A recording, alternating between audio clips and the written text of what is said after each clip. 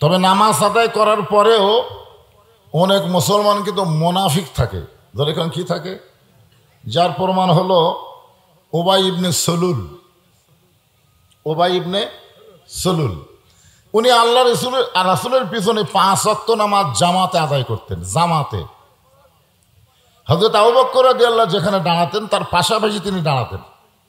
আবু বকর রাদিয়াল্লাহু টুপি যেমন তার টুপিটাও তেমন, আবু বকর রাদিয়াল্লাহু যেমন জুব্বা পাঞ্জাবি তার পাঞ্জাবি জুব্বাটাও তেমন, দাঁড়িয়ে একই, সব কিছু একটা লেভেল পজিশন। কিন্তু একজন হলেন মুসলমানের 1 নম্বর, আর একজন হলেন মুনাফিকের 1 নম্বর। আপনার বলেন তো কারণ কি?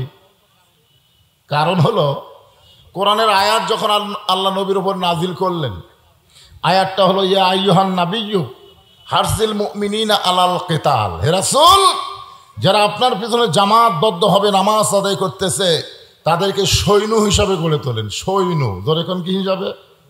মুসল্লি হিসাবে না, সৈন্য। সৈন্য এই সৈন্যদের কাজ হলো বাতিলের বিরুদ্ধে হকের পক্ষে জিহাদ ঘোষণা করা। যখন সুবহানাল্লাহ। কারণ যে কোনো সময় মক্কার কাফেরেরা মদিনাকে আক্রমণ করতে পারে। পারে কি পারে না? আগেকার আক্রমণ ছিল সরাসরি তরবারি নিয়ে, আর এখনকার আক্রমণ অন্যরকম। বর্তমানে বাংলাদেশকে ভারত আক্রমণ করেছে। আপনারা হয়তো বললেন হুজুর কিভাবে? বুঝবার পারতেছে না। আপনি তো বুঝবার পারবেন না, কারণ আপনি কি জানেন যে ভারত আমাদের 400 বছরের পুরাতন মসজিদ ভাঙ্গা ওই জায়গায় রাম মন্দির তৈরি করছে? যেরকম ঠিক কিনা? আপনারা বলেন তো ভারতে কি মন্দির বানানোর জায়গা নাই? এই কথা কোন আছে না নাই?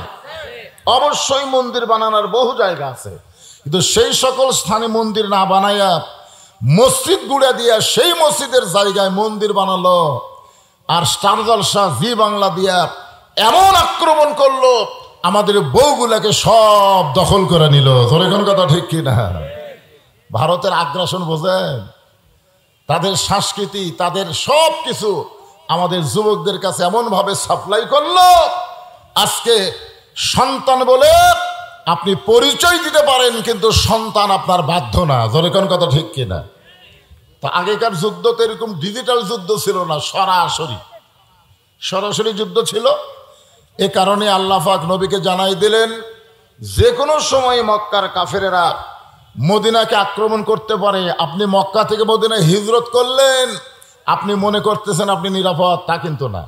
আপনি মদিনায় আসার পরেও মক্কার কাফেররা আপনার প্রতি খেয়াল রাখছেন।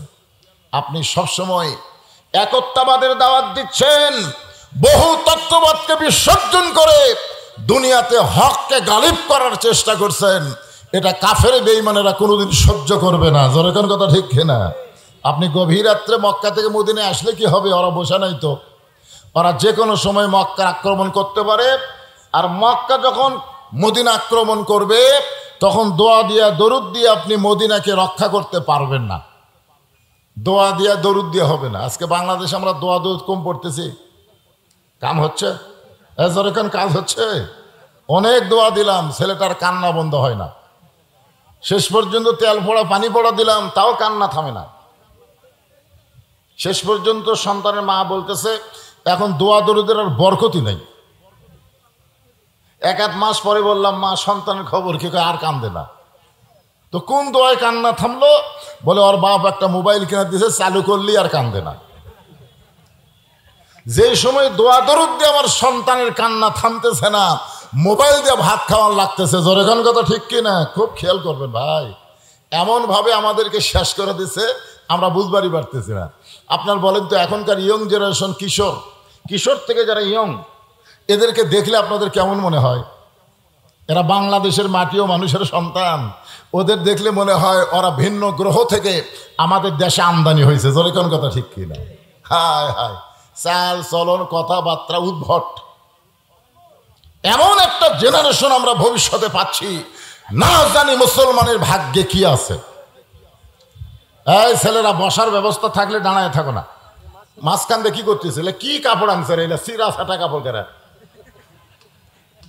মনে হয় সব অন্যা বাড়িয়ে দিচ্ছে। বড় কাপড় নাই?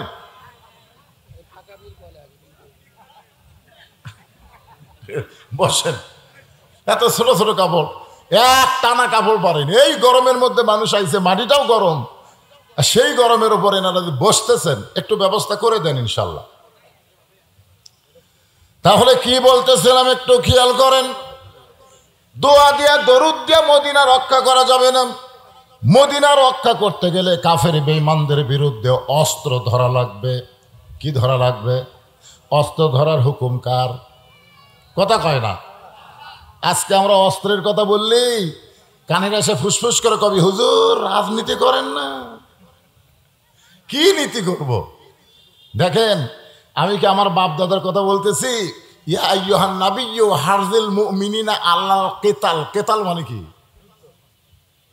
জিহাদ না। জিহাদ আর কেতালের মধ্যে তফাৎ আছে। এই আয়াত যখন নবী সাহাবীদের মধ্যে বয়ান করতেছেন, এমন সময় দাড়িওয়ালা, টুপিওয়ালা, জুব্বাওয়ালা, সামনে কাতারের মুসল্লি নবীর কাছে গিয়ে বলতেছি, ইয়া রাসূলুল্লাহ, এইটা না গন্ডগোলের আয়াত। বলে কোন কিসের আয়াত? আচ্ছা, এটা গন্ডগোলের আয়াত। কাফেররা যখন আপনাদেরকে আক্রমণ করবে, আপনারা দোয়া দরুদ দিয়ে আক্রমণ মোকাবেলা করতে পারবেন না। ওরা মারলে আপনাকে ওরকম মারা লাগবে। আগেই মুসলমান মারবে না, ওরা মারলে তারপরে। এটা কি গন্ডগোল? এ কথা কোন আল্লাহ কি গন্ডগোল আয়াত নাযিল করছে? আর এই টুপিওয়ালা দাড়িওয়ালা কি কয়? হুজুর এইটা না গন্ডগোলের আয়াত। আল্লাহ রাসূল বলতেছেন, আমার পিছনে যে ব্যক্তি সামনে কাতারে নামাজ পড়ে, টুপি দাড়ি সব জুব্বা এক নম্বরে আছে, এই বেটা কয় গন্ডগোলের আয়াত। আসলে কে? এমন সময় আল্লাহ তাআলা আয়াত নাযিল করলেন, ওয়ামিনান নাসি মাইয়াকুলু আমান্না বিল্লাহি ওয়া বিল ইয়াউমিল আখিরি ওয়া মা হুম বিমুমিনিন। এটা গোরস্থানে তো ওয়াজ করতেছি নাকি? কোরআনে আয়াত শুনলে আপনাকে ঈমান বাড়ে না কমে? আরে কথা কান বাড়ে। এটা কার কথা? যাদাতুহুম ঈমানান। আল্লাহ ঈমান বাড়া দেয়। তো ঈমান বাড়ার লক্ষণ কি? চুপ থাকা। চুপ থাকা। চোর আসা চুরি করে লিয়া যায়, আপনি পড়েন ইন্নাল্লাহা মা'আস সাবিরিন। চোরের সাথে গন্ডগোল কি হবে রে, নিয়ে যাক রে। বেঁচে থাকলে আবার কর্ম, আবার কষ্ট করে করব। চোরের সাথে গন্ডগোল করা যাবে না, ওই নিয়ে যাক। আমি দোয়া পড়তেছি ইন্নাল্লাহা মা'আস সাবিরিন। ধৈর্যশীলদের সঙ্গে কি আছে? আজকে চোর, ডাকাত, বাটপার, জালেমরা আমাদের ঈমানকে হরণ করতেছে, আর আমরা ধৈর্যের আয়াত পড়তেছি। জোরে কোন কথা ঠিক কিনা? একেবারে 620 টাকার গোস্ত এক লাফে শাসক গেছে। গরুর দাম কিন্তু বাড়েনি, গোস্তর দাম বাড়ছে। মানে আমরা চুপ হয়ে গেছি যে আমাদের কথা কই না, কষাই ইচ্ছা মতো দাম বাড়াচ্ছে। ধরে কোন কথা ঠিক? চুপ। তো গত হাটেই কিনছে 620 করে। এবার জামাই আইছে, বউ বলতেছে 2 কেজি নিয়ে আসো। ও জানে 1240 টাকা হবে, কিন্তু টাকা লেগেছে 1300। 2 কেজি গোস্ত নেওয়ার পরে 1300 টাকা দিছে। কষাই বলতেছে, কে রে ভাই 1400 আর 100 দাও। আমি 60 টাকা ফেরত পাবো, তুই আমার 60 টাকা না দিয়ে আরো 100 চাস? দাম দে 700। ওই যদি চুপ করে নিয়ে আসতো তাহলে কিন্তু পরের হাটে আবার দাম বাড়তো। ধরে কোন ঠিক কিনা? কিন্তু ওই কি করছে, আস্তে করে গোস্তটা থুইয়া কষায়ের কাছে আসলো দাও, ওই দাওটা খপ করে নিয়ে ওই গোস্ত কাটার খাটা মারছে লাত্তি। লাত্তি দিয়ে ফেলে দেওয়ার ঘাড়ের ওপর দাও ধরে বলতেছে, এখন বল কত করে কেজি, এখন বল কত করে কেজি। কষাই বলতেছে, আপনি যা দেবেন তাই, আপনার কাছে কোনো দরদাম নেই। শুধু জবান খোলা বাংলার মুসলমানের বাকি। জবান খুললে বাংলার জমিনে কোনো জালেমদের অস্তিত্ব থাকবে না। ধরে কোন কথা ঠিক কিনা? ওই দেশু এমনকি কোরআনের আয়াত শুনলে আল্লাহ আকবার কোয়া লাগে, এইটাও পর্যন্ত আর কভার হয় না। একটু মনোযোগ দিয়ে শুনবেন।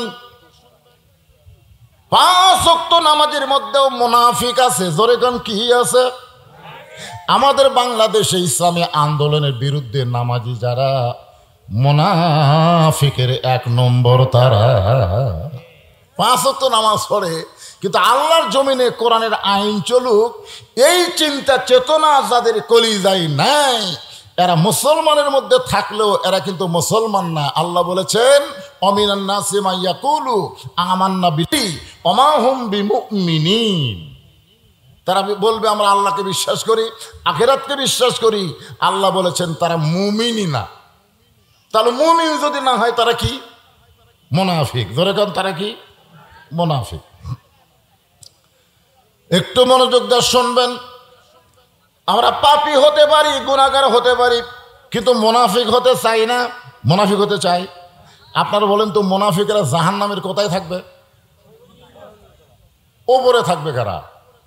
আচ্ছা, তলের খবর নয় জানলাম, মুনাফিকেরা জাহান্নামের তলে থাকবে, তো জাহান্নামের উপরে থাকবে কে? হ্যাঁ, উপর আর তল আছে না নাই? উপর আর তল বুঝেন? তলে থাকা আর উপর থাকা। সাহাবেরা বললেন হুজুর, জাহান্নামের তলে যদি মুনাফিক থাকে তাহলে উপরে থাকবে কারা? রাসূল বলেন কাফের বেঈমান যারা জাহান্নামের উপরে থাকবে তারা। কাফের বেঈমান যে পেশাব পায়খানা করবে, মুনাফিকেরা তলে থাকা ওই পেশাব পায়খানা খাবে। কত বড় জঘন্য কথা! সাহাবেরা বললেন হুজুর, এ বদমাইশ মুনাফিক কারা? আল্লাহ রাসূল বললেন মুসলমানের মধ্যে এদের আবাদ হবে। আমাদের বাংলাদেশ বর্তমান মুসলমানের দেশ, কি বুঝতেছেন?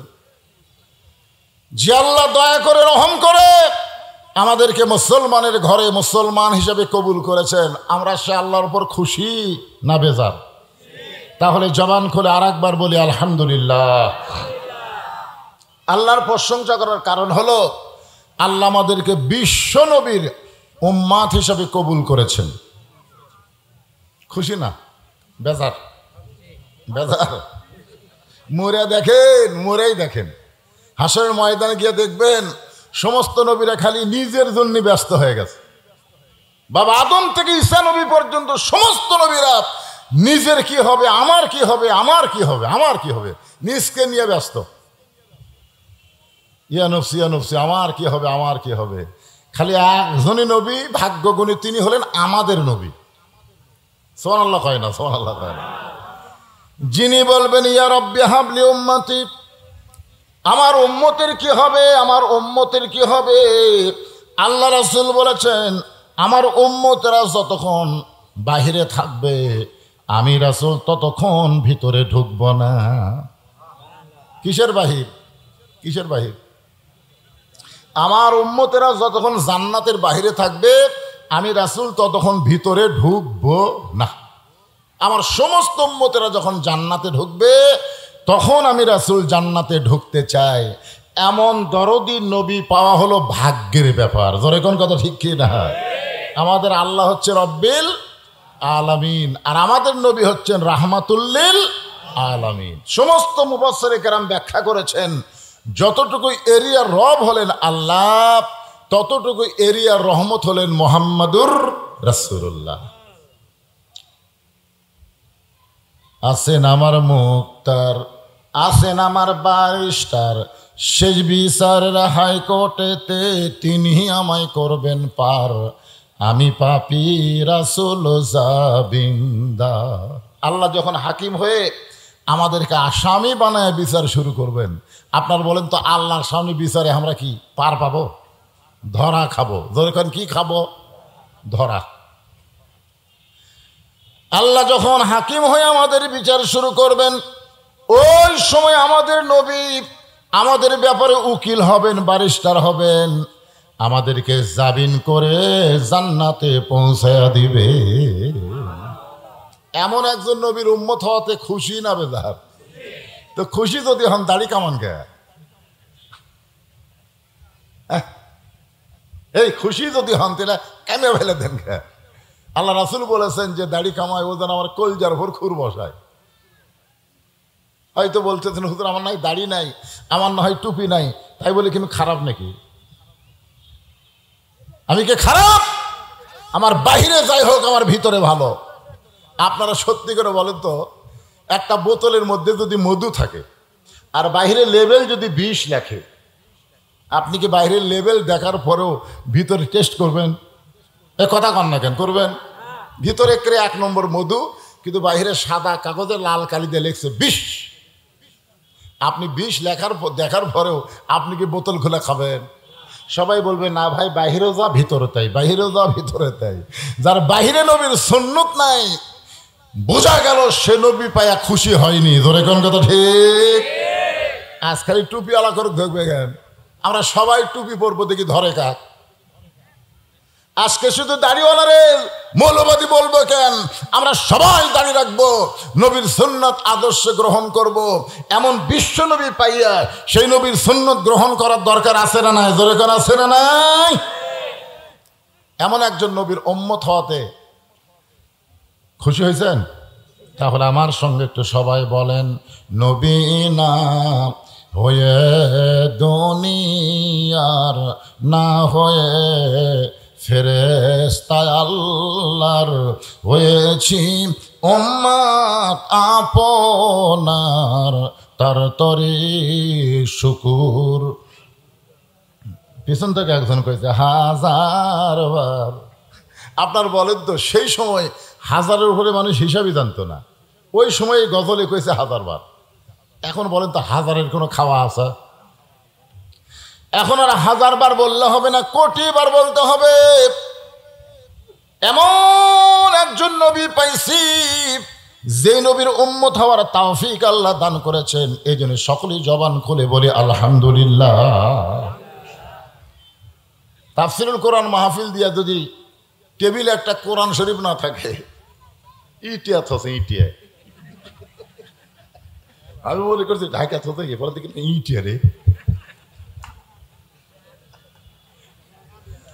শোনেন, এই গরমের দিনে টেবিলের উপরে একটা ইয়া থাকা লাগবে, একটা টিস্যু পেপার থাকার দরকার নাই? কতক্ষণ আসে নাই? আর একটা কোরআন শরীফ থোয়া লাগবে। কোরআন শরীফে নাই, টিস্যু পেপারে নাই, ইটিয়া থসে। আসেন, আমরা যে কোরআন থেকে আলোচনা শুনবো, এই কোরআনের মধ্যে কোনো ভেজাল, সবাই বললেন না? এই যুবকেরা, একজন মানুষ হইয়া তুমি কয়জনকে বিলাও মন, মুখে তোমার ভালোবাসা অন্তর কয়লার মতন। জবান খুলে এক কথা বলতে হবে, এক কথা। ধরে কোন কয় কথা? একজন মানুষ হইয়া মসজিদের মধ্যে দেহ লিবেন আর মন রাখবেন বাহিরে, যতই নামাজ পড়েন কাম হবে না। ধরে কোন কথা ঠিক কিনা? কোরআনের মাহফিল আইছেন, কোরআনের মহব্বত কলিজার মধ্যে নিয়ে একটু বসা লাগবে ভাই। খাড়া হয়ে থাকবেন মাহফিলে, অন্যদিকে মন দিবেন, কাম হবে না। যুবকেরা সবাই জবান খুলে বলো, এই কোরআনে কোনো সন্দেহ? সবাই কিন্তু বলেনি। যারা বলেনি, এই যে যারা বলেনি, তার কি অবস্থা কি হবে? যে কোরআনের প্রথমে আল্লাহ বলেছেন জালিকাল কিতাব লা রাইবা ফিহ, এই কোরআনের মধ্যে কোনো সন্দেহ এই নাই কথাটা যারা বলবার পারলো না, মরার আগ দিয়ে আল্লাহ তাদের জবান কেড়ে নিবি। সবই থাকবি কিন্তু জবান নাই, ও করতে করতে মরে যাবি, ওর মুখত কলেমা উচ্চারণ হবি না। এই জন্যে যত বড়ই পাপি হই না কেন, হক কথাটা আমরা বলবো। রাজি আছি তো? এই কোরআনে কোনো ধোকা, কিন্তু সবাই কয় না কেন কোরআনে কোনো গোঁজামিল?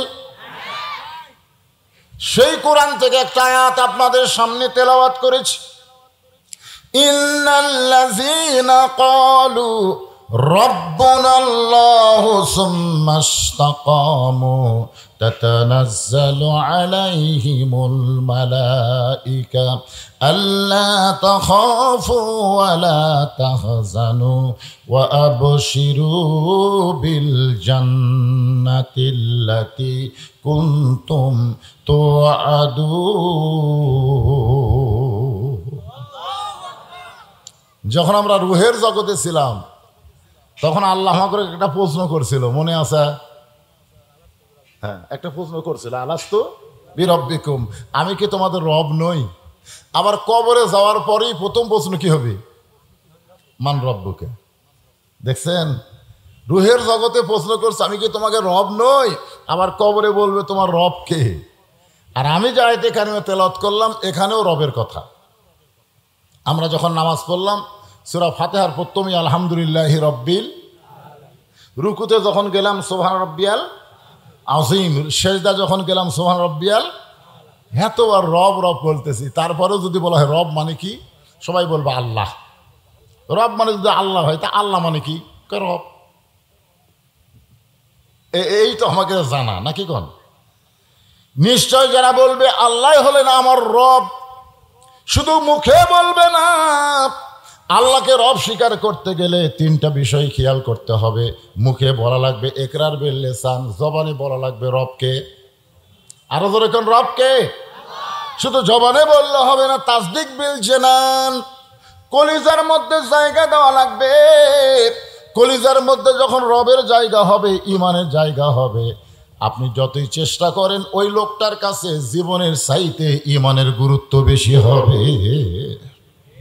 আমার সামনে যারা বসে আছেন অন্তর থেকে বলেন তো, জীবন বাঁচান ফরজ না ইমান বাঁচান ফরজ? ইমান বাঁচান ফরজ। তো ভোটের আগ দিয়া আমার এলাকায় একজন গোরস্থানের মধ্যে লুকে আছে, কারণ লোকালয়ে পুলিশ খোঁজে, গোরস্থানে খোঁজে না। ওই গোরস্থানে একটা কবর করে নিচে খেড়ে দেয়া, তার উপরে কম্বল দিয়া ঘুম পাড়ে। মাঝে মধ্যে মোবাইল করে বউকে বলে খবর কি? বউ বলতেছে আমি তোমার টেনশনে আছি, তুমি কোথায়? বলে আমি নিরাপদে আছি। আমি নিরাপদ, আমার ব্যাপারে কোনো টেনশন করা লাগবে না। বাসা থাকতে কবরে থাকা কি রকম ভালো? তারপরেও বলতেছে আমি নিরাপদ। বলে ওখানেই থাকেন। এ পর্যন্ত 3 বার পুলিশ আইছে। গোরস্থানে থাকে, বাসা থাকতে গোরস্থানে থাকে, আর বলে আমি নিরাপদে আছি। আলহামদুলিল্লাহ, ওর কোনো টেনশন নাই, কারণ পুলিশ তো আর গোরস্থানে আসবি না। বাঁচতে মানুষ গোরস্থানে যাইও না, মরিয়া গেলে যাবার চাই না, আমরা কান্দত করলিয়ে যে থুয়ে আসি। তোর এখন কথা ঠিক, যদি যাবারই চাইতে 3 তলা বানাই, আপনি কোন গোরস্থানে যাওয়ার চিন্তা তার কলিজার মধ্যে আছে, ওই 5 তলা 10 তলা বানাবে? ওই সবসময় চিন্তা করবে নিচের দিকে নজর, যাওয়া লাগবে। থাকার জায়গা দুনিয়া না, যে কোনো মুহূর্তে আমাদের যাওয়া লাগবে। জোরে কোন কথা ঠিক কিনা? থাকার জন্য আইছি আমরা। কি মনে করতেছেন থাকবেন না যাবেন? এই থাকবেন না যাবেন? এই মাহফিল থেকে যাওয়ার আগে আপনাকে কবরে যাওয়ার চিন্তা করা লাগবে। যে কোনো মুহূর্তে আমাদের কবরে যাওয়ার সময় হতে পারে। আর সেই কবরে গেলে প্রথম প্রশ্নই হবে মান রব্বুকা। কবরে যদি প্রথম প্রশ্নের উত্তর দিবার চাই, তাহলে মনোযোগ দিয়ে এই আয়াতের তাফসীরটা আমাদের শুনতে হবে। ভাই একটু মনোযোগ দিয়ে শুনবেন। আল্লাহ আমাদের রব, এই রবটাকে কলিজার মধ্যে যখন জায়গা দিবেন, ওই লোকটার কাছে জীবনের চাইতে ইমানের দাম বেশি হবে। ওই লোকটা বলবে ইমান বাঁচানো হলো ফরজ, এতে জীবন যদি চলে যায় যাক, কিন্তু ইমান যাইতে দিব না। আর আমাদের বাংলাদেশে কি জীবন বাঁচান ফরজ? গোরস্থানে লুকে আছে। ওই কি ইমান বাঁচানোর জন্য না জীবন বাঁচানোর জন্য? কথা কয় না রে ভাই। একটা মানুষ কোনোদিন কবরের মধ্যে লুকা থাকে, ওই ইমানের জন্য লুকে আছে না জীবনের জন্য? তো মনে করেন এখন আল্লাহ আজরাইলকে বলতেছে, বুঝানোর জন্য বলতেছি, যে পুলিশের পোশাক পরে ওর কাছে যাত। পুলিশ তো দিকে কেউ যায় না, তুই একটু পুলিশের পোশাক পরে ওই কবরের কাছে যা। ওই এখন পুলিশের পোশাক পরে ওই কবরে এসে বলতেছে কে রে ভাই? আমি তখন মাথা বের করে বলতেছি তুই খবর কেমনি পালি রে, এই গোপন জায়গার তো। তখন বলে আমি আজরাইল ভাই। তখন কান্দের কয় আরে বর্তমান বাংলাদেশে পুলিশ ধরার চিন্তায় আজরাইল যে ধরবি এটা মনেই নাই রে। আজকে আমাদের বাংলাদেশে জীবন যারা বাঁচাবার চায় তারা পুলিশ ধরার চিন্তা করে, যেভাবেই হোক বাহিরে থাকা লাগবে, পুলিশের হাতে ধরা দেওয়া যাবে না। আর ইমান যারা রক্ষা করার টেনশন করে, চিন্তা করে, তারা পুলিশের পরোয়া করে না। আজরাইল ধরার আগে মুসলমান হয়ে ধরা দেওয়া লাগবে। ধরে কোন কথা ঠিক কিনা? আপনি কি মনে করছেন পুলিশ না হয় ফেরত যায়, কিন্তু আজরাইল ফেরত যাবে? এই জন্য আল্লাহ কোরআনে বলেন ইয়া আইয়ুহাল্লাযীনা আমানুত্তাকুল্লাহা হাক্কা তুকাতিহি ওয়া লা তামুতুন্না ইল্লা ওয়া আনতুম মুসলিমুন।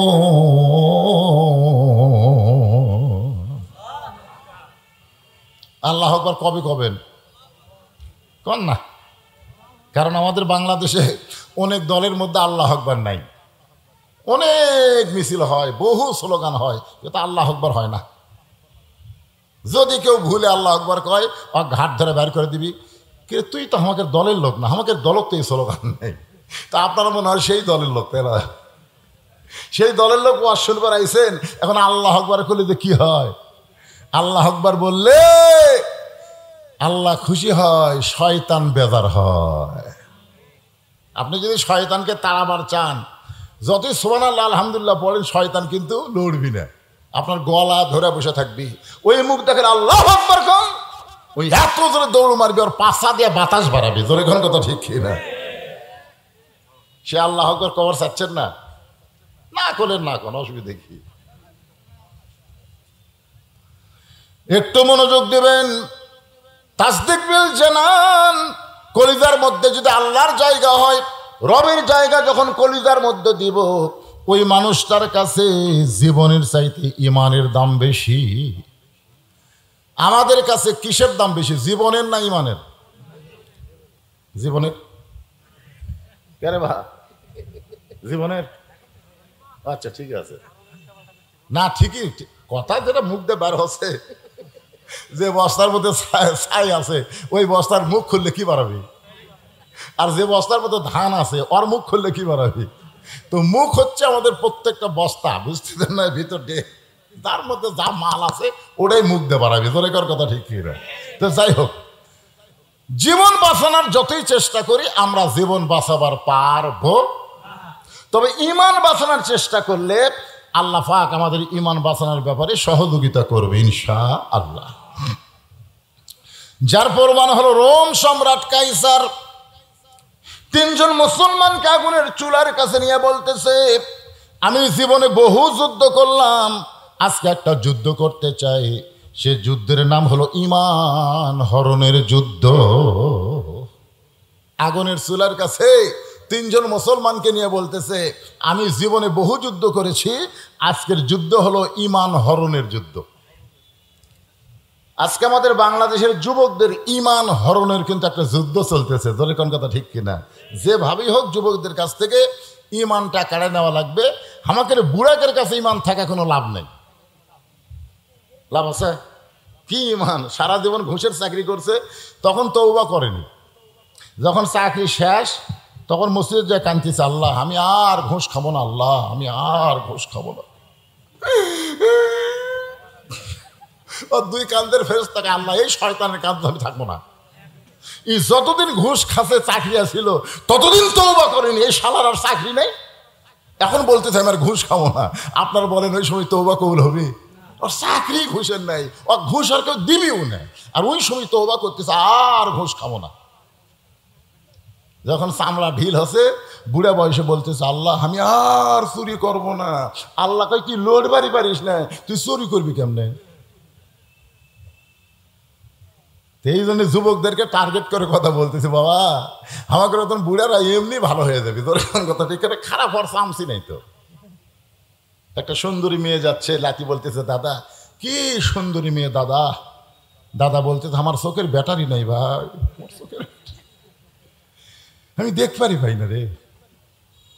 আর লাতি বলতেছে, সুন্দর নারী দেখলে পরে আমার দিল দেওয়ানা করে ওলে ওলে ওলে। তা আমি এখন দাদার জন্য ওয়াজ করবো না লাতির জন্য করবো? হ্যাঁ কথা কর না কেন, কার জন্য করবো? ওই বুড়া দাদার জন্য ওয়াজ করে লাভ নাই তো, এমনি ভালো। আর ভালো হওয়া ছাড়া বুদ্ধি নাই তো। চামড়া ঢিল, আল্লাহর সাথে দিছে মিল।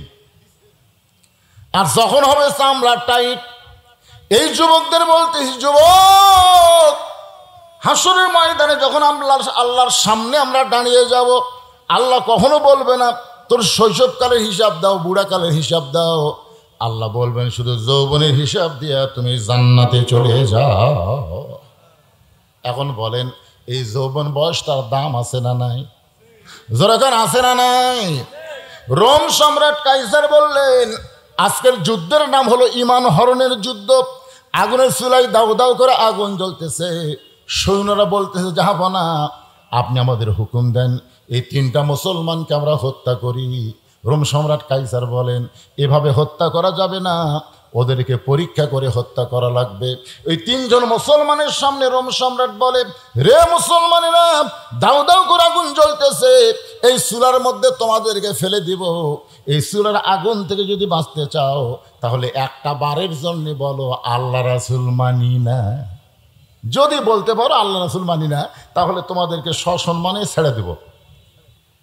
তিনজন মুসলমান আগুনের দিকে তাকায় আর আল্লাহর ক্ষমতার দিকে তাকায়। আমাদের জাতির পিতা হযরত ইব্রাহিমের নিচেও কিন্তু আগুন জ্বলছে, জোরে কোন কথা ঠিক কিনা? চড়কের ওপরে যখন বসা, এমন সময় ফেরেশতা জিবরাইল এসে বললেন, ওগো আল্লাহর নবী, আপনি চড়কে বসে কাঁদতেছেন, কারণ কি? নিচের দিকে তাকায় কাঁদতেছেন। আমাদের জাতির পিতা বলতেছে, আসলে আমি নিচের দিকে তাকাইছি, আমার বাবা চড়কে রশি ধরে টানতেছে, এই জন্যই আমার চোখ দিয়ে পানি পড়তেছে। ওই আগুনের চুলার দিকে তাকায় আমি কাঁদতেছি না, আমি কাঁদতেছি যে সন্তান বিপদে পড়লে তার বাবা বিপদ থেকে বাঁচায়, আর আমি এমন একটা বাবা পাইছি যে আমাকে আগুনের মধ্যে ফেলে দেবার চায়। আমার মতন দুর্ভাগা সন্তান এই পৃথিবীতে আর কেউ নেই। সন্তান হিসাবে আমি হলাম একজন দুর্ভাগা সন্তান, যে আমার বাবা আমাকে আগুনে ফেলে দিয়ে পুড়াবার চায়। এইরকম খারাপ বাবার মতন খারাপ বাবা যেন পৃথিবীতে কোনো সন্তানের না হয়। কিন্তু আমাদের জাতির পিতার কথা চাইতো খারাপ বাবা আমরা পেয়ে গেছি। যেই বাবারা নিজে নামাজ পড়ে, সন্তান নামাজ পড়ে না। বাবা একলা একলা ফজরেও নামাজ পড়বার যায়, সন্তান ঘুম পাড়তেছে, মনে করছে আমি একলাই নামাজ পড়ে জান্নাতুর যাবো, আমার সন্তান যা করে করুক। অথচ আল্লাহ কোরআনে বলেছেন, কু আনফুস নার, জাহান্নামের আগুন থেকে যদি বাঁচতে চাও একলা বাঁচলে হবে না, তোমার আহাল পরিবার নিয়ে বাঁচা লাগবে। ধরে কোন কথা ঠিক কিনা? ওই বাবা হলো সন্তানকে জাহান্নামের আগুনে পুড়াবার চায়, যে সন্তানকে মাদ্রাসা ডেঙ্গায়া প্রাইমারি ভর্তি করে দেয়। একই গ্রামে প্রাইমারিও আছে, মাদ্রাসাও আছে, কিন্তু বাবা সন্তানকে হাত ধরে প্রাইমারিতে নিয়ে গেছে। কোথায় নিয়ে গেছে? কার উপর দিয়া? মাদ্রাসার উপর দিয়ে। মাদ্রাসার উপর দিয়ে সন্তানকে প্রাইমারি ভর্তি করে দিছে। আপনি বলেন তো প্রাইমারি শিক্ষা কি? এই কি শিক্ষা? একদম বাগডম ঘোড়াডম সাজে, ঢাক ঢোলক ঝাঁঝর বাজে, বাঁচতে বাঁচতে চললো ঢুলি ঢুলি। এটা আছে? দেখো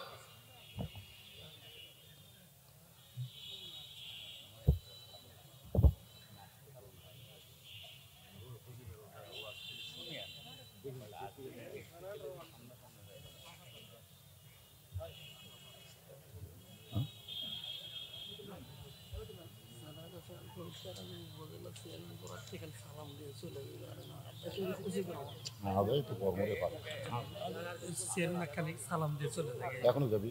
কোনটা সেটা যাবি না এখন?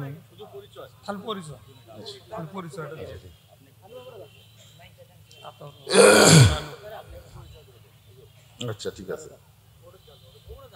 মোহাম্মদ আতাউর রহমান বাবু নাকি রানু, উপজেলা চেয়ারম্যান পদপ্রার্থী। আপনাদেরকে একটু সালাম বিনিময় করবেন। হ্যাঁ, এটা একটু অন করে দাও। বিসমিল্লাহির রহমানির রহিম। উপস্থিত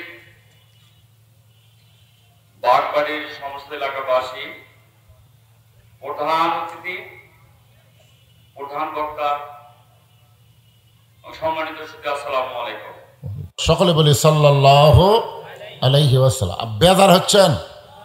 আপনার 6 বছরের বাচ্চাকে, আপনার কয় বছর? 6 বছরের মাসুম বাচ্চা, কিছু বোঝে? কিছু বোঝে? ওই বাচ্চারে আপনি মাদ্রাসা ডেঙ্গায় প্রাইমারি ভর্তি করে দিলেন, আর প্রাইমারি শিক্ষা হলো আইরে আইটিয়ে নায়ে ভরা দিয়ে না লেগেল বোয়াল মাছে তাই না দেখে ভোদন নাচে। আপনারা বলেন ওই প্রাইমারি বাচ্চাকে আমি নিজে দেখছি পেশাব করা, ওই বসে না, ওই খাড়া হয়ে পেশাব করে। আমি কইলাম, বাজান পেশাব কেমনে করা লাগে, তোর স্যার তোকে শিক্ষা দেয়নি, বসে থেকে পেশাব কর। ও তখন বলে, চাচা কি যে কন, প্রাইমারি পেশাবখানা যায় দিকে আমার স্যারই খাড়া হয়ে পেশাব করে। আপনি আপনার মুসলমানের সেই সন্তানকে আপনি আকদম বাগদমের মধ্যে দিলেন, অথচ আপনার পাশি জালিকাল কিতাবুল আরাই বাফি, কোরআনের মাদ্রাসা আছে না নাই? জোরে করে আছে নাই?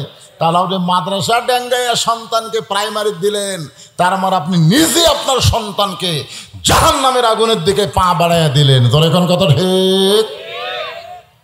ইব্রাহিম আলাইহিস সালামের বাবা আগুনের চুলার মধ্যে ফেলে দেবার চাই, ওইটা কিন্তু জাহান্নামের আগুন না, ওইটা হলো নমরুদের জ্বালানো আগুন। আর আপনি বাবা হইয়া আপনার সন্তানকে জাহান্নামের আগুনে দিবার চান, আপনি নামাজের সময় ডাকেন না কিন্তু ভাত খাওয়ার সময় ডাকেন, এরকম বাপ আছে না নাই? এশার নামাজ পড়বার কাছে একলা একলাই খাওয়ার সময় ছেলেকে ডাকতেছে, বাবু বাবু আসো একসাথে ভাত খাই। ফেরেশতা কয় আল্লাহ, এই নামাজের সময় ডাকে না খাওয়ার সময় ডাকে, এটা কোন বাপ? এরকম বাপ আছে না নাই? তা আপনারা বলেন এই বাপের চাইতে ইব্রাহিম নবীর বাপ কিন্তু খুব একটা খারাপ না, খুব একটা খারাপ না, কারণ এই বাপও যা ওই বাপও তাই। আজকে আপনি বাবা হয়ে আপনার ছেলেরা কি করতেছে আপনার খেয়াল করার দরকার আছে না নাই? আপনার 21 বছর 22 বছরের ছেলে ছেলে আছে না আইডিয়া হচ্ছে, আপনি একটু নজর করে দেখেন তো ওই মানুষ আছে না জানোয়ার হচ্ছে, জানোয়ার না মানুষ, আপনি একটু দেখেন। কি কন বাবা হিসাবে দেখবেন না? আমি দেখবো আপনার 17 বছর একটা সুন্দরী মেয়ে ওই ফাতেমা হচ্ছে না পরিমণি হচ্ছে, এটা বাবা হিসাবে আপনার দেখা দরকার। আপনি মুসলমান, আপনার মেয়েকে পরিমণি বানান যাবে না, আপনার মেয়েকে ফাতেমার চরিত্র শিক্ষা দেওয়া লাগবে। জোরে কোন কথা ঠিক? আজকে হাইল পরে কিলকিল করে ঘুরতেছে আর আপনি হজ করে আইলে না, টাটকা হাজি রে টাটকা হাজি। ওই সামনে কাতরা নামাজ পড়ে আর মেয়ে কি করে ওদিকে খেয়াল নাই। আল্লাহ রাসূল বলেছেন, ফাতেমা নবীর মেয়ে হবে, তুমি জান্নাতে যাবে, এটা কখনোই মনে করবা না। তোমার বাবা বিশ্ব নবী, এ কারণে আল্লাহ তোমাকে জান্নাত দিবে, এটা কখনোই মনে কইরো না। ও ফাতেমা, জান্নাতে যদি যাবার চাও তাহলে জান্নাতের আমল করে জান্নাতে যেতে হবে। ফাতেমা বলে, বাবা জান্নাতের আমল কি করা লাগবে? আল্লাহ রাসূল বললেন, মা বেশি আমল করা লাগবে না, মাত্র 4টা আমল করা লাগবে। 1 নম্বর আমল হলো 5 ওয়াক্ত নামাজ আদায় করবা, 2 নম্বর রমজান মাসে রোজা রাখবা, 3 নম্বর স্বামীর কথা মতো চলবা, 4 নম্বর সতীত্বের হেফাজত পর্দা করবা।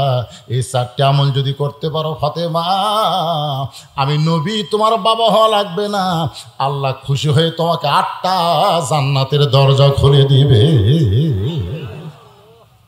ফাতেমা বললেন, বাবা এই 4টে আমলের মধ্যে কোন আমলটা মেয়েদের জন্য সবচাইতে গুরুত্বপূর্ণ? রাসূল বললেন, ফাতেমা সব আমলই গুরুত্বপূর্ণ, নামাজের গুরুত্ব আছে, রোজার গুরুত্ব আছে, স্বামীর কথা মতো চলার গুরুত্ব আছে, কিন্তু মেয়েরা পর্দার গুরুত্ব হলো সবচাইতে বেশি। একটা মেয়ের 3টা গুরুত্ব আছে, কিন্তু পর্দা যদি না মানে একটা আমল আল্লাহর দরবারে কবুল হবে না। মেয়েদের আমল কবুল হওয়ার জন্যে 1 নম্বর গুরুত্বপূর্ণ আমলের নাম হলো পর্দা। জোর বলেন নাম কি?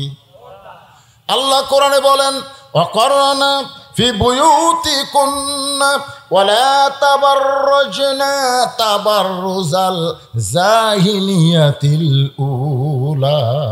এ মেয়েরা তোমরা ঘরের মধ্যে থাকো, তোমরা ঘরের বাহির হইও না। কোনো প্রয়োজনে যদি ঘরের বাহির হও তাহলে হেজাব নিয়ে পর্দা নিয়ে হও।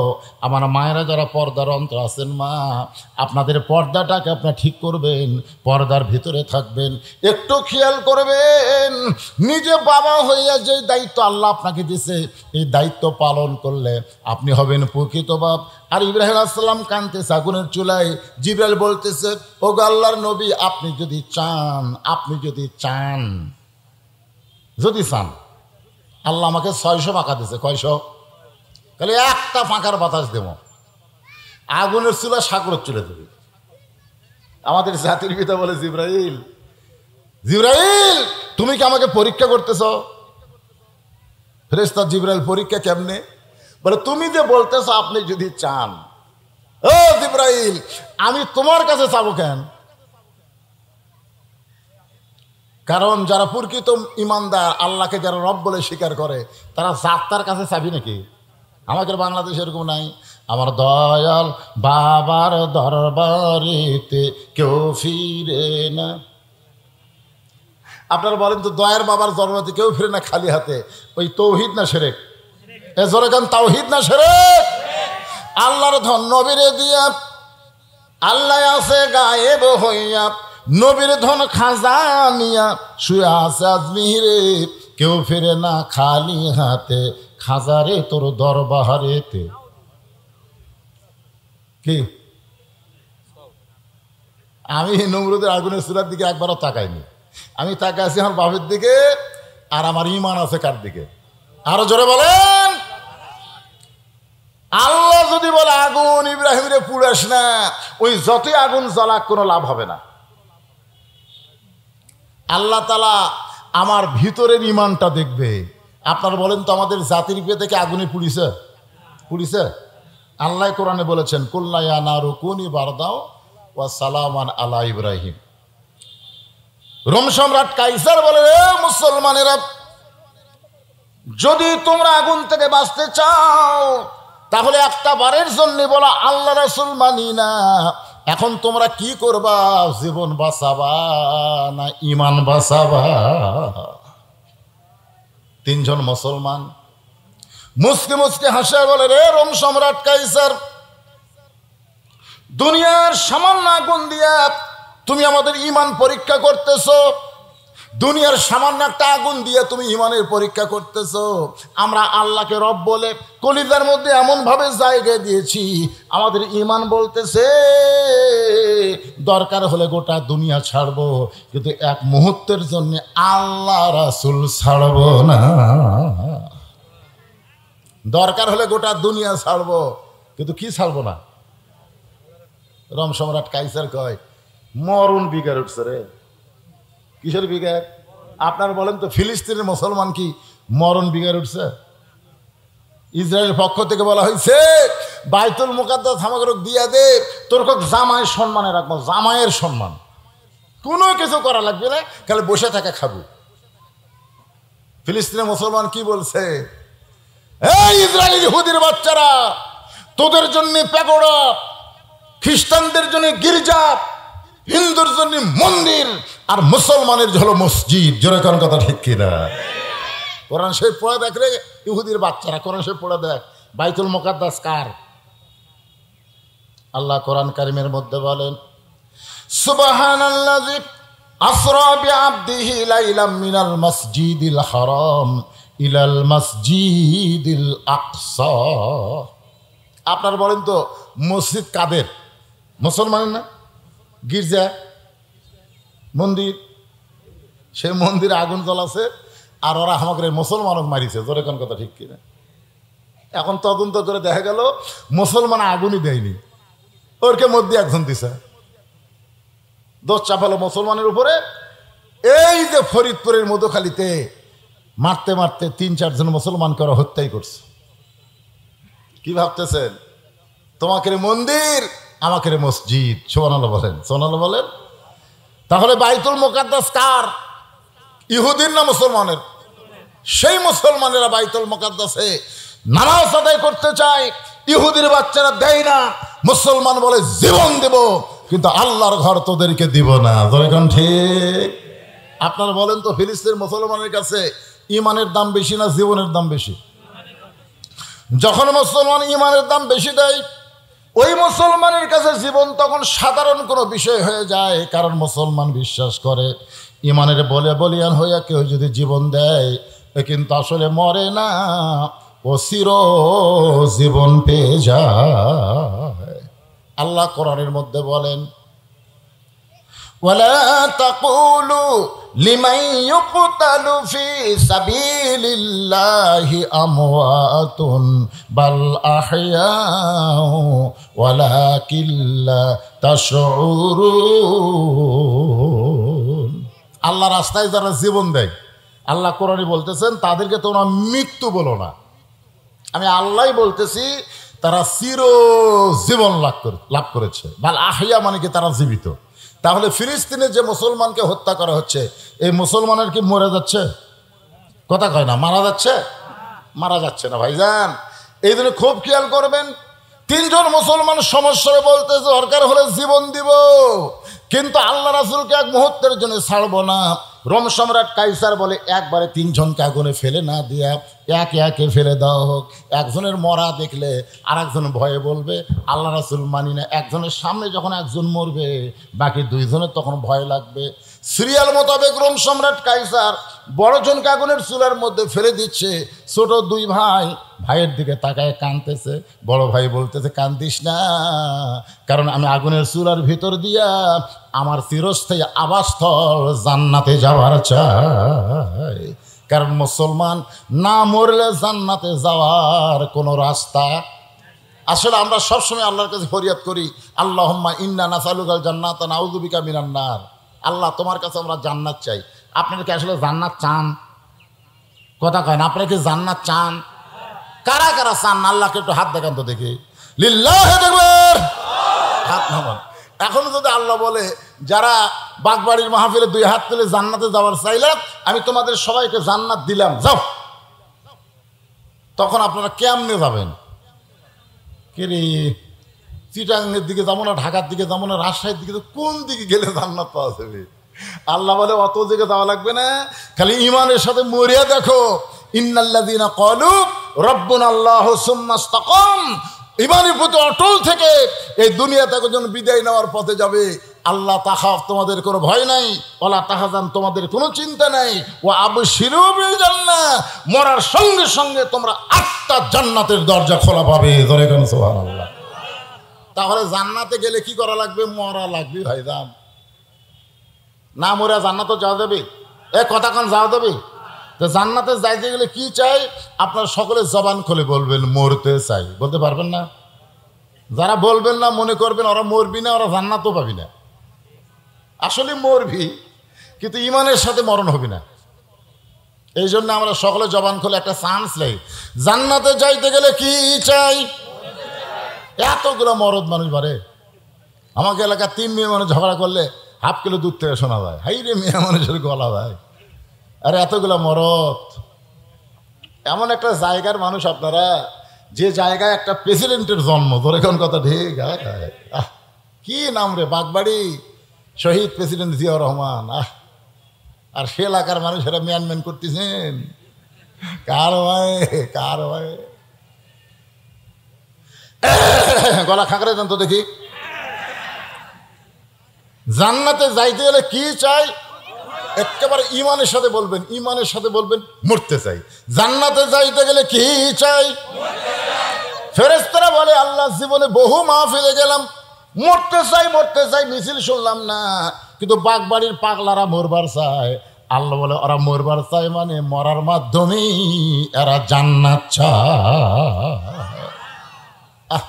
মরা লাগবে ভাইজান, কিন্তু সেই মরাটা সাধারণ মৃত্যু যেন না হয়। 2 জন তাকায় দেখতেছে, বড় ভাইকে আগুনের চুলার মধ্যে ফেলে দিচ্ছে, ওর মুখে মুচকি মুচকি হাসি, কারণ জানে ওটা মৃত্যুর আগুন না, ওইটা জান্নাতে বরণ করার দরজা। ফেলে দিচ্ছে আগুনের মধ্যে, তাও মুচকি মুচকি হাসতেছে। আসামি বলতে, উকিল বলতেছে, ভাই রাষ্ট্রপতির কাছে একটা দরখাস্ত রাখেন, রাষ্ট্রপতি দয়া করে যদি মাফ করে তাহলে আপনার আর কোনো টেনশন নাই। আসামি খালি মুচকি মুচকি হাসে। উকিল বলে, হাসেন কেন? বলে, হাসার কারণ হল তোমার কথা শুনে। তুমি যে বলতেছো রাষ্ট্রপতির কাছে দরখাস্ত লাগেন, রাষ্ট্রপতি মাফ করে দিলে আপনার আর মৃত্যু হবে না, ফাঁসি হবে না। উকিল বলতেছে, আমি তো সত্য কথাই কইছি, আবার হাসির কি? তা এখন আসামি বলতেছে, ভাইরে আমি আমার জীবনে 3টা রাষ্ট্রপতিকে ক্ষমতার থাকা অবস্থায় মরা দেখছি। একটা হলো বঙ্গবন্ধু শেখ মুজিবুর রহমান, একটা জিয়াউর রহমান, একটা জিল্লুর রহমান। যারা নিজেরাই মরা যায় তাদের কাছে বাঁচার দরখাস্ত কোনো ইমানদার লিখবে না। ধরে খান কথা ঠিক কিনা? উকিল বলে, এই গোয়ারতুমির কারণে আপনার ফাঁসি হবে। আসামি মুচকে মুচকে হাসে। উকিল বলে, হাসেন কেন? বলে, আমার ফাঁসি হবে কিন্তু আমার মৃত্যু হবে না। উকিল কয়, পাগলা নাকি রে, ফাঁসি হবি মরণ হবি না তার মানে? বলে, তোমাদের কাছে ফাঁসি আর আমার কাছে জান্নাত পাওয়ার হাসি। ধরে এখন ইমানের বলে বলিয়ান যারা হয় তারা মৃত্যুবরণ করে জান্নাত দিয়া। ধরে এখন কি দিয়ে? এই দুনিয়া ছাড়ার সময় তার আফসোস করে না, বরং দুনিয়া থাকাটাই তাদের জন্য বিপদ হয়ে যায়। একটু মনোযোগ দিয়ে শুনবেন। বড় ভাই আগুনের চূড়ার মধ্যে হাসতে হাসতে যখন চলে গেল, রোম সম্রাট মাতার চুলের মধ্যে হাত দিয়ে বলতেছে, আজকের যুদ্ধে মনে হয় আমি পরাজয় বরণ করব। 3 জনের মধ্যে একজন চলে গেল, আরো 2 জন বাকি আছে। এই সৈন্যরা দ্বিতীয় জনকে আগুনের চুলার মধ্যে ফেলে দাও। দ্বিতীয় জনকে আগুনের চুলার মধ্যে যখন ফেলে দেয়, এবার ছোট ভাই তাকায় দেখে দ্বিতীয় ভাই হাসতে হাসতে দুনিয়া থেকে বিদায় নেয়। আপনারা বলেন তো, নিজের চোখে হাসতে হাসতে যদি যাওয়া দেখে, তার যাওয়াটা কোনো সময় কি কষ্ট মনে হয়? 2 জন চলে গেল, ইও তো যাবি। আসলে কোথায় যাচ্ছে? মরতেছে না জান্নাতে যাচ্ছে? ধরে বলেন। ইমানের বলে বলিয়ান হয়ে বলেন আমরা মরার পরে কোথায় যাব? হ্যাঁ, এই ইমানটা নিয়ে পরে কবরে যাব না। আমাদের দেহের কবর হতে পারে, কিন্তু আমাদের ইমানের কোনো কবর হবে না। ধরে কোন কথা ঠিক? রোম সম্রাট কাইসার আফসোস করে বলতেছে, 3 জন মুসলমানের ইমান হরণের পরীক্ষায় আমি ফেল করলাম, আমার বিজয় হলো না। 2 জন চলে গেছে, ও তো আগুনের চুলার দিকে যাওয়ার চায়, এখন আমি কি করব? রোম সম্রাট কাইসারের দরবারে একজন পাদ্রী ছিল। পাদ্রী হলো খ্রিস্টান ধর্ম প্রচার করে। পাদ্রী বলতে যাবো না, আপনি যদি এই যুদ্ধে বিজয় লাভ করতে চান, তাহলে এই আগুন দেওয়া হবে না, এর চাইতে মারাত্মক আগুন লাগবে। রোম সম্রাট কাইসার চমকে বলতেছে, এই আগুনের চাইতে আর মারাত্মক আগুন কি? পাদ্রী বলতেছে, আছে আছে, একটা যুবকের জন্য এই আগুনের চাইতে মারাত্মক আগুন আছে। আমাদের বাংলাদেশের যুবকের জন্য মারাত্মক আগুন আছে না নাই? আমরা ছোটবেলায় শুনছি, একটা মেয়ে মানুষ গান গাইতেছে, রূপে আমার আগুন জ্বলে, যৌবন ভরা অঙ্গে প্রেমের সুধা পান করেছে, হায়রে আমার দেওয়ানা। চুলার আগুন থেকেও মারাত্মক আগুন হলো বাংলাদেশের পরিমণি। ধরে কোন কথা ঠিক কিনা?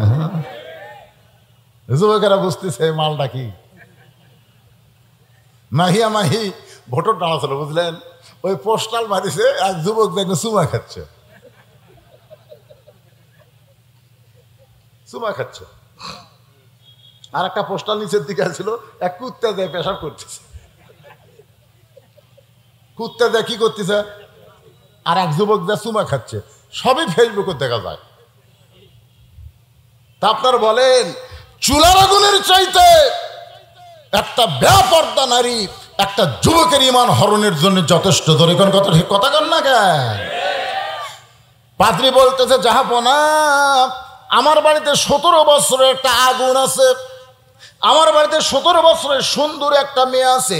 ওই মেয়ের পাল্লায় যদি যুবকরে ফেলে দেওয়া হয়, এক সময় বেপরদা নারী যুবককে দুর্বল করে দিবে। ওই সময় দুর্বল হওয়াতে তার কাছে বাঁচাটাই বড় মনে হবে, মরে যাওয়াটা তার কাছে কষ্ট মনে হবে। যারা মরে যাওয়াকে কষ্ট মনে করে, তাদের কাছ থেকে ইমান কেড়ে নেওয়া সহজ। আর যারা মরে যাওয়াকে জান্নাত বরণ মনে করে, আপনি যতই চেষ্টা করেন তাদের জীবন নিবার পারবেন, কিন্তু ঈমান নিতে পারবেন। তাহলে এই যুবককে দুর্বল করতে গেলে আগে আর চরিত্রকে নষ্ট করা লাগবে। কি নষ্ট করা লাগবে? তা আজকে এই যে কোরআনের মাহফিল করতেছে এই যুবকেরা, 2 ফুচকা যায় আমার দাওয়াত দিয়েছে, একটা ঘুরে গেল, একেবারে 2 ফুচকা আমাকে দেখায়, হুজুর দাওয়াত দেওয়া লাগবে। আমি কিন্তু ওদেরকে বলেছি মোবাইলে, বাবা কঠিন গরম চলতেছে রে, দিনের বেলার মাহফিল নেই, বাতিল কর। এই গরমে তো মানুষজন হবে না। আপনারা বলেন, এই ছেলেরা এখন শুনলাম যে ইমাম মুয়াজ্জিন সমিতির পক্ষ থেকে আজকের এই মাহফিল করা হয়েছে। বিজ্ঞাপনে দেখলাম 1ম অধিবেশন, এর আগে কোনোদিন হচ্ছে? এদের কাছে আমি বলবো যে বাবা, তোমরা যদি দিনেই মাহফিল করো, তাহলে পৌষ মাঘ মাসের মধ্যে করো, মজা আছে। ধরে কোন কথা ঠিক কিনা? মজা আছে। কিন্তু দিনের বেলা এই বৈশাখের গরমের মধ্যে এমনি বর্তমান একজন হট অফিসার, হিট অফিসার হয়, হিট অফিসার বলতেছে আপনারা ঘর থেকে বাড়ান না, এই গরমে ঘর থেকে বাড়ান চলবে না, হিট অফিসার বলতেছে। হ্যাঁ, হিট অফিসার। কি কথা রে ভাই, সেই গরমের মধ্যে এই মাহফিল করতেছে। আপনারা খুশি না বেজার? কারা কারা খুশি? আল্লাহকে একটু হাত দেখেন তো। লিল্লাহে তাকবীর। এইবারে গরমে হচ্ছে 1ম অধিবেশন, তো জীবনে করেনি, বুঝলেন? মনে করছে ভবিষ্যৎ পানি কাম হবে, ভবিষ্যৎ পানি কাম হয়। শীতের মধ্যে যদি মাহফিল করে, এইখানে যত জায়গা আছে এক জায়গায় পাওয়া রাখার জায়গা থাকবে না, ধরে কোন ঠিক কিনা? আমি গতকালও দিনে মাহফিল করছি, গতকালও দিনে করছি 5 বিপি বর্ডার এলাকা, ওখান থেকে বর্ডার দেখা যায়। এই মিডিয়ারে গেছিল, এত লোক, আমার ওই মাহফিল থেকে গাড়ি নিয়ে রাস্তায় আসতে 8 ঘন্টা লাগছে। এত মানুষ, 15-20 জন কালে রাস্তা ক্লিয়ার করতে তা আসা যায় না। তো তাহলে আমি যে বগুড়ার সোল, বাগবাড়িতে আমি আসি, শীতের কালে আসি, আপনাদেরও ভালো লাগবে। প্রথম অধিবেশন করছে, আমাকে একটু বলছে, হুজুর আমরা তো কোনোদিন করি নাই, আর নিয়ম কেন খুব একটা জানি না। যারা আজকের মাহফিল উপস্থিত হয়েছে ইমানের বলে বলিয়ান হয়ে, তারা যদি আমাদের 10টা-20টা করে টাকা দেয়, আমরা সামনেতে আরো ভালো করে এই মাহফিলটা সাজাবার চাই। এই ইমাম মুয়াজ্জিন সমিতিরা আপনাদের কাছে এখন যাবে 10, 20, 50, 100 টাকা, শুধুমাত্র কোরআনকে ভালোবেসে, কোরআন আল্লাহর কোরআনকে যারা ভালোবাসেন তারা আপনারা পকেট থেকে বের করে এদের সহযোগিতা করবেন। এরা কোনো গান বাজনা করে নাই, এরা কোনো কনসার্ট করে নাই, এরা লাগাইছে আল্লাহর কোরআনের মাহফিল। যখন ঠিক আপনার 10-20 টাকা আপনার কাছে কিছুই না, কিন্তু এদের জন্য অনেক কিছু হয়ে যাবে। তাই আমি এরকম লোকও নাই নাকি, প্রথম বসবেন তো লোকজন হয়তো নাই, লোকজনও নাই, টাকা আদায় করার লোকও নাই। মেয়েদের মধ্যে কে যাবে? মেয়েদের মধ্যে ওখানে আছে মাশাআল্লাহ। হ্যাঁ, মায়েদের মধ্যে যারা আছেন বলে দিছি, আপনার মায়েদের কাছে মেয়েদের পাঠান। আর আপনাদের মধ্যে 2, 4, 10 দল দাঁড়াতে হবে, 1-2 জন করে হবে না। এই মাঝখান থেকে আপনার দাঁড়ান, যারা এই মাহফিল কমিটির লোক তারাই দাঁড়াবেন, অন্য কেউ না। এই যে বাচ্চারা দাঁড়ায় গেছে, বাচ্চা দিদি, হ্যাঁ বাবা এক সাইড থেকে যাও, দেন দেন, সবাই আল্লাহর রাস্তায় দেন বাদান, যে যা পারেন আল্লাহর রাস্তায় দান করবেন। এই দানটা যেন আল্লাহ আপনাদের জান্নাতের বিনিময়ে কবুল করে, জোরে যেন আমিন। সবাই দেন। এখানে যদি কেউ মনে করেন হুজুর আমি গামছার মধ্যে 10-20 টাকা দিব না, আমি টেজে 500 টাকা দিব, 1000 টাকা দিব, এরকম যদি কোনো দানবীর থাকেন তাহলে আমার হাতে দিবার পারেন। এই কোরআনের মাহফিলটা প্রত্যেক বছর লাগবে, আল্লাহ তাআলা কবুল করুক, জোরে কোন আমিন। এই গামছায় ধরবা শিখিনি রে, আরে কাক দিছে রে, এই গামছাটা ভালো করে ধরো বাবা। এই টানে করে গরুর দড়ি লাগাল টানতেছে গামছারে। হ্যাঁ দেন দেন, এই বাচ্চারা দেন, এদের পায়ের তলে ফেরেশতারা নূরের ফাঁকা বিছিয়ে দেয়। এই মাদ্রাসারই তাল বেলেন, এখানে একটা মাদ্রাসা আছে, আমাকে বলেছে হুজুর মাদ্রাসার কথা একটু বলবেন। আমি অ্যাঙ্গেলে কিন্তু বলে দিছি, বলিনি? আপনার বাচ্চারে কোথায় দিবেন আপনি সিদ্ধান্ত নেন। ওরে খাড়া হয়ে পেশাব করবেন না পেশাব করে পানি লেক, আপনি কোনটা চাবেন? এই মাদ্রাসাতে আপনারা যা দেখবেন তো প্রাইমারি বাচ্চাদের মতো ওদের বয়স, ওরা কেমনে পেশাব করে? দাঁড়ায় পেশাব করা কোনোদিন দেখছেন? পেশাব করে পানি লিখছে, কেন লিখছে? অজু করতেছে, কেন করতেছে? এই যে আল্লাহর কোরআন, এই কোরআনকে ধরতে গেলে লা ইয়ামাসসুহু ইল্লাল মুতাহহারুন, ততক্ষণ পর্যন্ত আল্লাহর কোরআন তুমি স্পর্শ করতে পারবা না যতক্ষণ তুমি পবিত্র না হবা। হ্যাঁ দিয়ে দেন, সবাই দিয়ে দেন, জিকির করেন আর আল্লাহর রাস্তায় দিয়ে দেন। আমি কিন্তু ওয়াজ শেষ করি নাই বাজান, আমি তো ওয়াজ শেষ করি নাই। পাদ্রী বলতেছে আমার বাড়িতে একটা 17 বছর মেয়ে আছে, এই যুবকের ইমান নষ্ট করার দায়িত্ব আমার। 40 দিন সময় দিবেন, 40 দিনের মধ্যে বেঈমান হয়ে যাবে, তারপরে আপনি যুদ্ধে বিজয় লাভ করবেন। এই জায়গায় কথা রেখে আপনাদের কাছে গামছা পাঠাইছি, আল্লাহর রাস্তায় সবাই দিয়ে দিবেন, সবাই আল্লাহর রাস্তায় দিয়ে দিবেন। আদায়ের এটা সিস্টেম হলো না। ওই পিছন থেকে কেউ গেছে? পিছন থেকে এটা কেমন আদায় হচ্ছে রে? দেখবেন খেয়াল করে গামছা নিয়ে যান, কোনো দিকে না যায়, টেজের উপর দান আসে। এখন আবার হিরোইন খোর গাঁজা খোরের সংখ্যা বেশি হচ্ছে, তোর কোন কথা ঠিক ছিল। কমিটির লোক মেয়েদের মধ্যে আদায় করবার গেছে, মেয়েরা বলতেছে কিছু আগেই তো আদায় হয়ে গেছে, আমাদের তো কেউ আসেনি, তার আদায় করলো কে? পরে খোঁজরা জানা গেল হিরোইন খোর, গাঁজা খোর আছে না, না আদায় করে টেজত না দিয়ে আউট হয়ে গেছে। তো প্রথম অধিবেশন তো এতে নিয়ম কানুন জানা নাই, এরকম গামছা লাগবে না, সামনে থেকে মাহফিল করলে ব্যাগ থাকবে, ব্যাগ 10-20টা ব্যাগ থাকবে, 2 মিনিটের মধ্যে আদায় কমপ্লিট। হ্যাঁ, আপনাদের মধ্যে এমন কোনো লোক নাই যে আমার হাতে 500 টাকা দিবেন এ কোরআনের মাহফিলের জন্য। ইমাম মুয়াজ্জিন সমিতির মধ্যে এমন কেউ নাই যে হুজুর আমরা মাহফিল করতেছি আবার আমরাই 500-1000 টাকা দিয়ে এই মাহফিলের সহযোগিতা করতেছি। আমি টেজে চাইছি, একজন 50টা টাকা দিছে। এটা প্রেসিডেন্টের এলাকা করে, এর চাইতে আমাদের ফকরে এলাকায় ভালো। কেবল বলছে রে প্রেসিডেন্টের এলাকা, শহীদ জিয়াউর রহমানের এলাকা, তো ফকরে এলাকা হয়ে গেল। নাম কি ভাই? মাওলানা ফরওয়াদ হোসেন 1000 টাকা নগদে করছে দান, আল্লাহ তার দানকে কবুল করেন। আল্লাহ নেক নিয়ত নিরাশা পুরা আল্লাহুম্মা আমিন। চেয়ারম্যান সাহেবের আগমন, শুভেচ্ছা স্বাগতম। বর্তমান চেয়ারম্যান না, জি বর্তমান কোনটা সেটা এবং খুব আমাকে সহযোগিতা করে। এবারে এই 500 টাকা 1000 টাকা চেয়ারম্যানের, গরিব চেয়ারম্যান ঠিকই আছে, সচ্ছলভাবে চলুক, গরিব হালে থাকুক, আদর্শের নেতা হিসেবে গড়ে উঠুক। ধরে কোন আমিন। যারা সৎ নেতা তারা অধিকাংশই গরিব, নাম প্রকাশ করতে চাই না। আল্লাহ 500 টাকা দান করছে, আল্লাহ কবুল করেন। আর একজন 500 দান করছে, আল্লাহ কবুল করেন। আর একজন 500 দান করছে, আল্লাহ আপনি কবুল করেন। নামের দরকার নেই, কাম হলি হলো। নাম আল্লাহ জানে কে জানে না, যেরকম জানে কে জানে না। আপনি যখনই দিবেন দুনিয়ার খাতায় লেখা পড়বে না, জান্নাতের খাতায় লেখা পড়বে। রাসূল বলেছেন সখী হাবিবুল্লাহ, দানকারী আল্লাহর দোস্ত। যেরকম সুবহানাল্লাহ। আল্লাহ কানা ফাসিকান, যদিও সে ফাসিক হয় তারপরেও দানকারীকে আল্লাহ দোস্ত বানায় নাই। বাজান এখন আসেন, পাদ্রী ওই যুবককে তার হেফাজতে নিয়েছে। তার বাড়িতে 17 বছরের একটা আগুন আছে, 17 বছরের একটা সুন্দরী মেয়ে। আবুল কালাম আজাদ সমাজসেবক, 2000 টাকা। এটা কি বাকি না লগত? হ্যাঁ বাকি, এটা সে বাকি না, দিবে আর কি, এখন নাই, পরে দিবে। এ আবার খাতার লেখা কি রে? এ খাতার লেখবার গেলেই ফাঁকি। আমার মাদ্রাসায় এমপি সাহেব এসে বলতে, হুজুর আপনার মাদ্রাসায় 4 টন গম দেবো, টিয়ার দেবো, টিয়ার। এমপির সামসা বলতে, হুজুর দোয়া করেন। আমি বললাম না, দোয়া যেদিন পাবো সেদিন করব। বাকি অবস্থায় দোয়া করে আমরা বহু লসত আছে, বহু মাহফিলে 10,000 টাকা দিবার আছে, তকবির মকবির দিয়া ভাই সেই দোয়া করছি, পরের বছর আবার যাই শুনি এখনো ওই দেয়নি। তো বাকি আদায় করা খুবই কঠিন বর্তমান বাংলাদেশে। তোর কেমন ঠিক কিনা?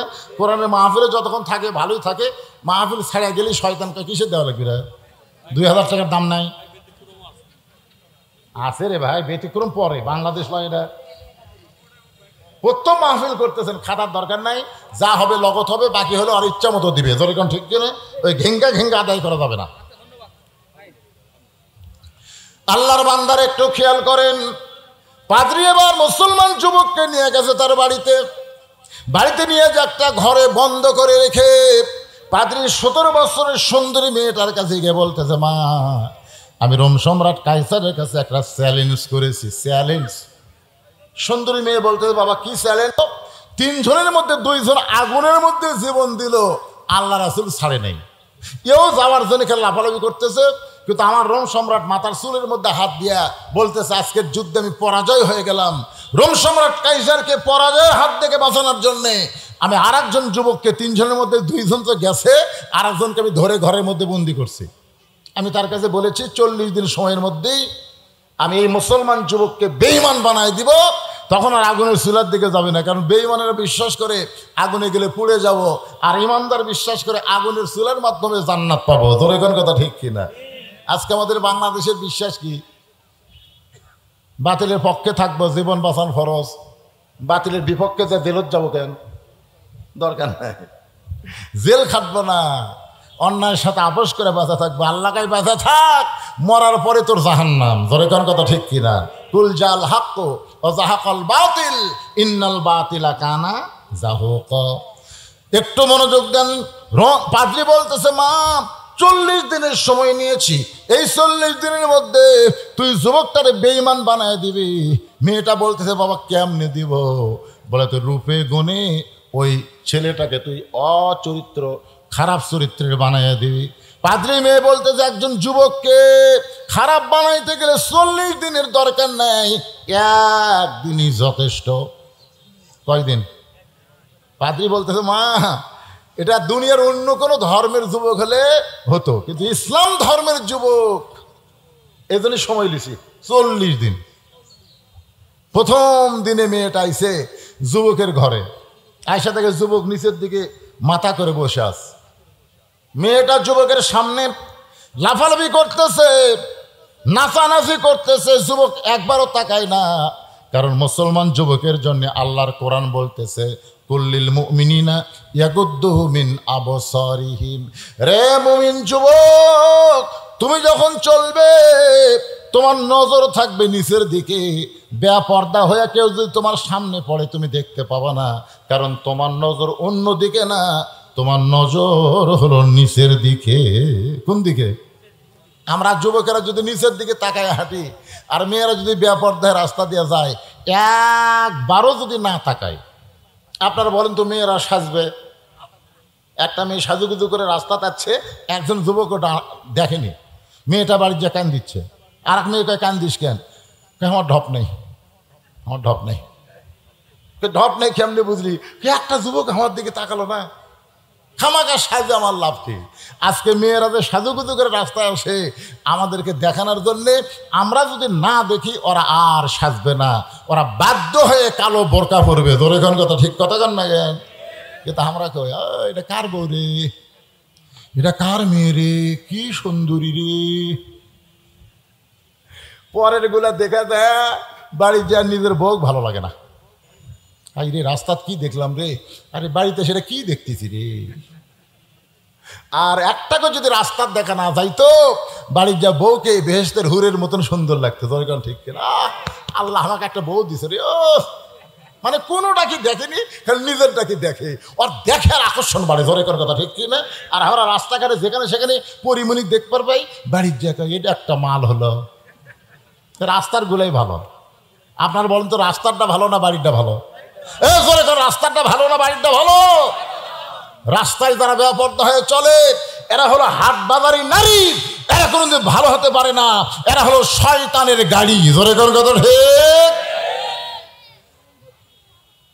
আমার মা বোনেরা যারা পর্দায় আছেন, নিজের সৌন্দর্যকে ঢেকে রাখবেন। স্বামীর জন্যে অন্য কোনো পুরুষের জন্য সাজা চলবে না, অন্য কোনো পুরুষের জন্য সাজা যাবে না।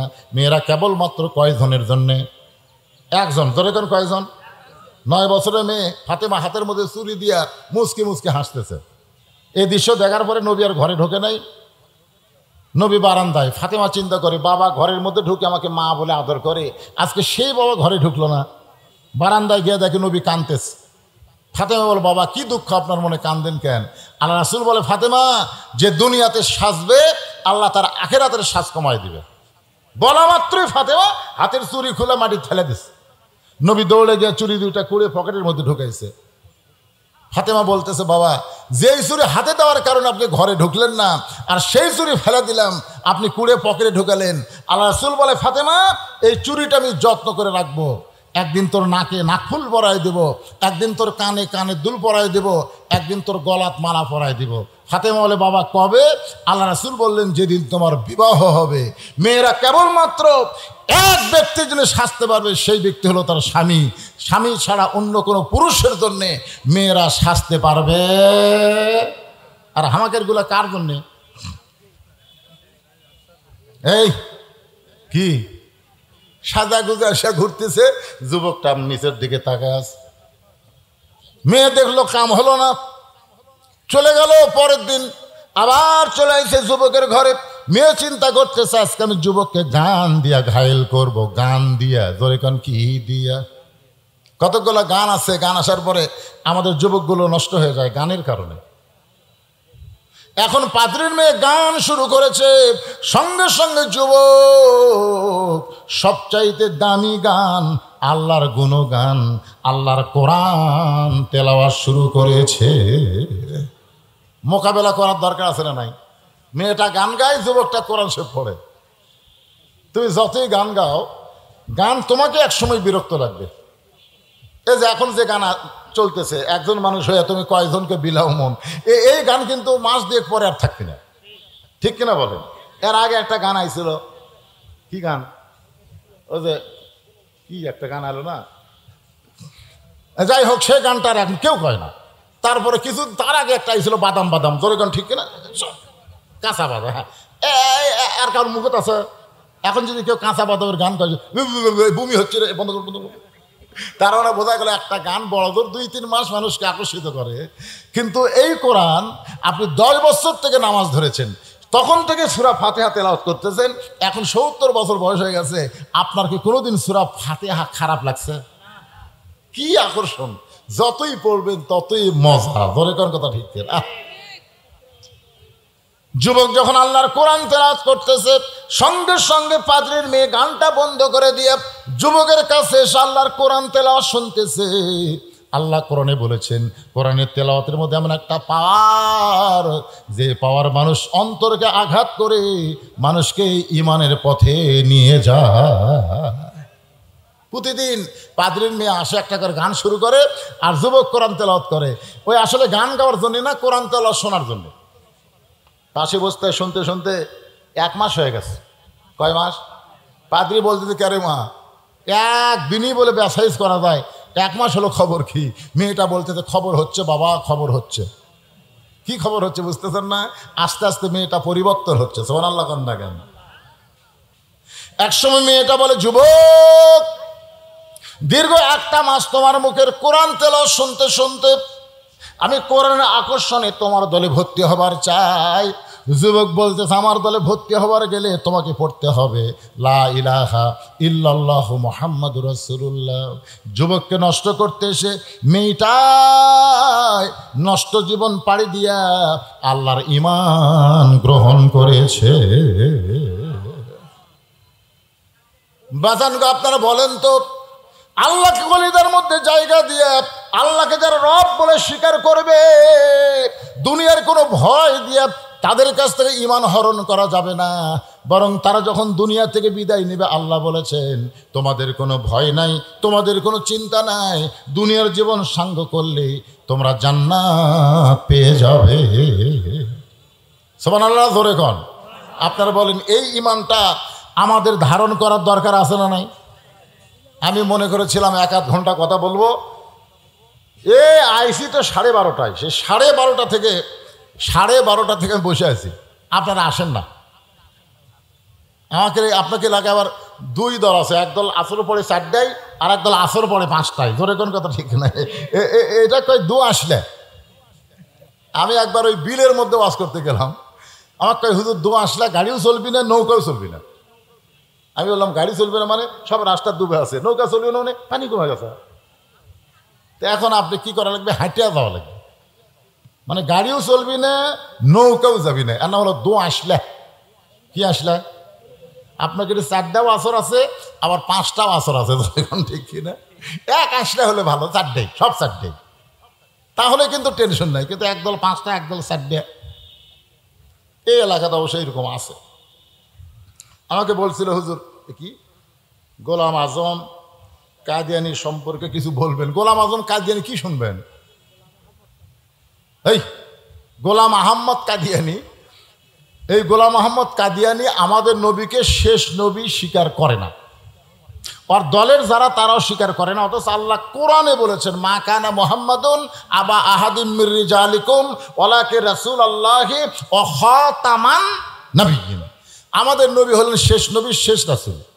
এরপরে কেউ যদি নবী বলে স্বীকার করে তাহলে বুঝতে হবে তারা কাফের। আমাদের নবীকে যারা শেষ নবী মানে না, এরা কি? যারা মুখ বন্ধ করে আছেন, কথা বলতেছে না, মরবেন রে, নবী কিন্তু আপনাকে সুপারিশ করে জান্নাত নিয়ে যাবে, সেই নবী ব্যাপারে কি মুখ বন্ধ করে থাকবেন?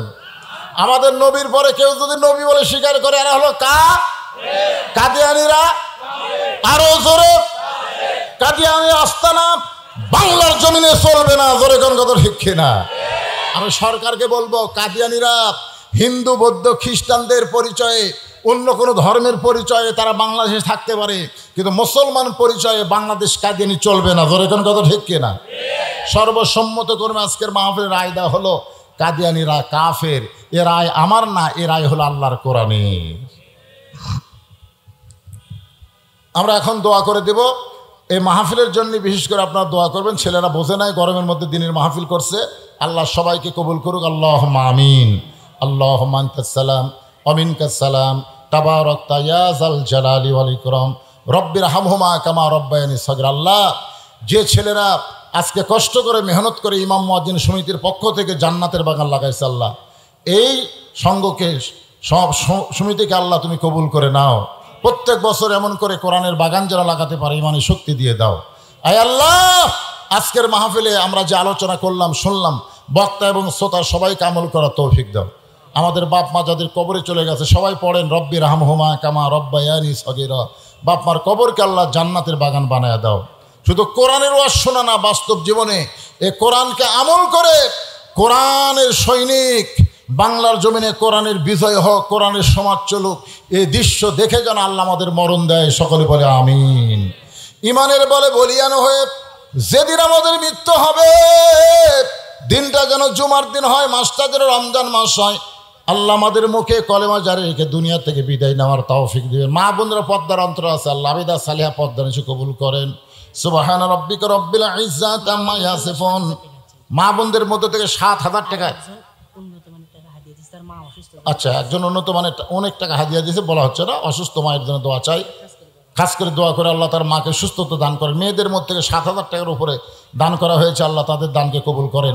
আপনাদের মধ্যে কি দিলেন এখনো সেটা হিসাব হয়নি, আপনারা অনেক টাকা দিয়েছেন।